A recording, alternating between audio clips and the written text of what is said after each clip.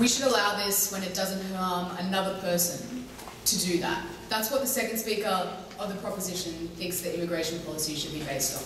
And yet, let's look back to what the first proposition speaker described this as. He said that there was a mass wave of humanity crashing against the borders of the countries. Let's take a look at what that actually is. That is millions of people influxing to the US that already has a 10% unemployment rate and is struggling to maintain its own economy. That is a mass influx to developed countries where the people of that nation have their quality of life sacrificed, where the ability of those countries to cater to anyone else is sacrificed. A mass wave of humanity crashing against our borders is the most harmful thing this opposition can think of, and that's what we want to avoid. I'm going to be looking at two issues in rebuttal. Firstly, is there a responsibility of these countries to protect other people? And secondly, what does this do in terms of the impacts of aid and of the people of those countries who are perhaps being discriminated against? Firstly, no thanks, Michael. On the issue of where the responsibility to protect is, Bo told you why state sovereignty matters here. That's because we're not talking about state sovereignty as in the right to own weapons or international relations issues. We're talking about the most basic tenet of state sovereignty. That is, that it serves your own people, it serves your ability to fulfill the goals of your own country. That is, that obligation should be most directly to your own people. What did this team tell us? The first thing the first proposition speaker told us was that we already have this obligation within our country.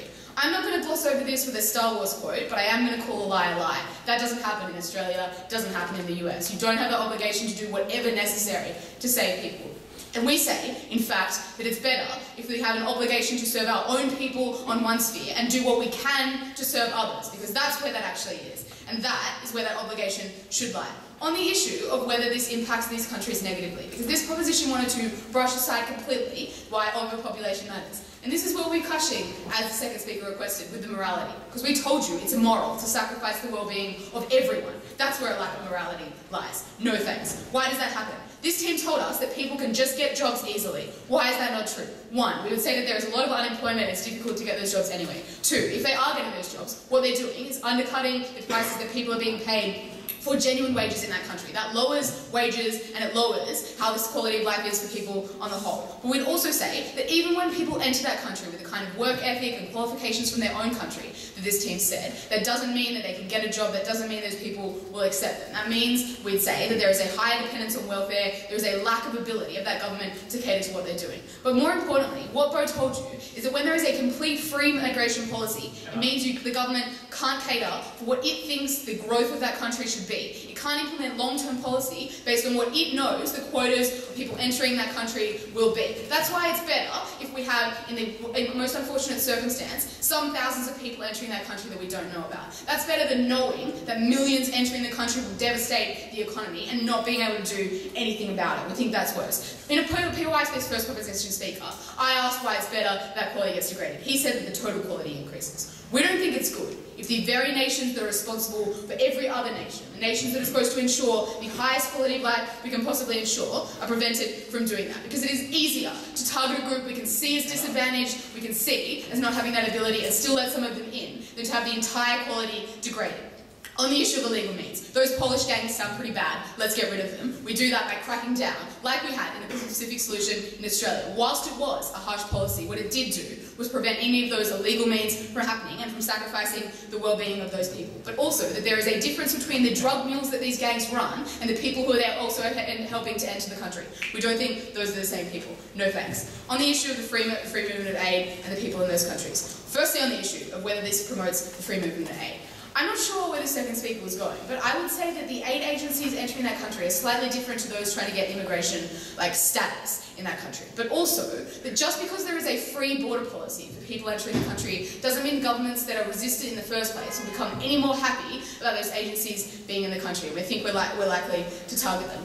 This side of the House is happy to increase the amount of aid that we're giving there. We're happy to support the status of people in those countries. What we don't think that happens is when the people of the countries who are most burdened by that see that as not happening because they are taking too many people and can't cater to them in the first place. Go. So basically you think the fact that we have millions of Mexican people currently living in the US that we don't know about, if we legitimize their existence in America, would have all these harms you're talking about. That's all we're doing. Alright, let's get real.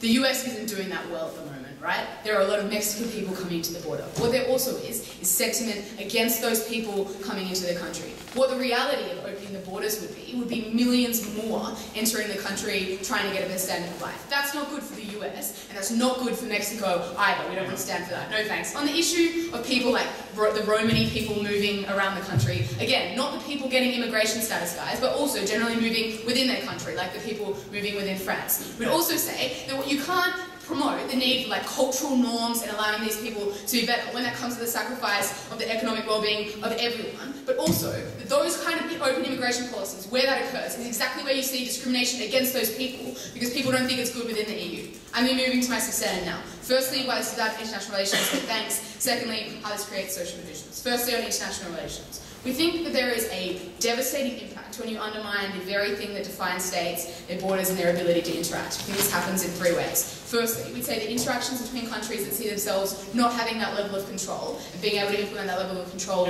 means they're likely to not engage and to become hostile at international level. But secondly, we'd also say that it means that the aid and support levels that you give to those countries are sacrificed. And this is what I referenced before. We'd point you to the fact of the US and Mexico, where you have kind of a policy that moves towards the open immigration policy in that there are a lot of people moving to the US. What that means is the US doesn't see itself having an obligation to cater for people within Mexico and to have those kind of aid budgets. No thanks. We also point you to the point of what my first speaker told you about Italy, who shut off its borders to Libya because an open immigration policy was so devastating for the country that people will never be able to support the kind of measures in those countries. That sacrifices everybody else in that nation who can't move, who can't get a plane ticket and move to a developed nation. Because this team can't tell us that people have the right to move and then forget about everyone else who's in the country, because those are also the people that you sacrifice under this model. Thirdly, on this point, we say this impacts the politics of that country when you can't hold that government to account when people merely flee or move when measures of policy are trying to be implemented or when they disagree with the government. Go. No, sorry, no thanks. Okay, on the second issue of social divisions. Why is this bad?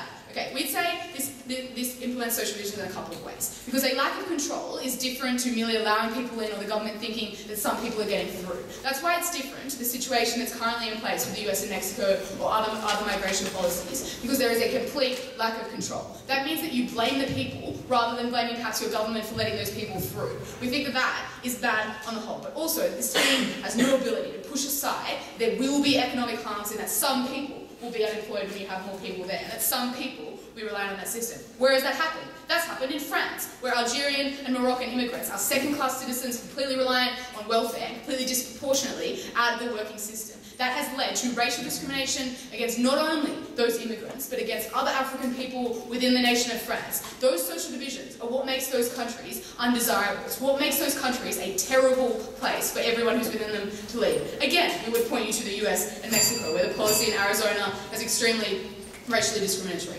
That means that these people in all of the nations are sacrificed. This opposition team faces the reality of the world that we live in, and we face the reality that we need some economic progress and some goodness in those countries in order to sacrifice. We challenge this team to face that reality and to tell us why it is a better policy to sacrifice everyone in every country.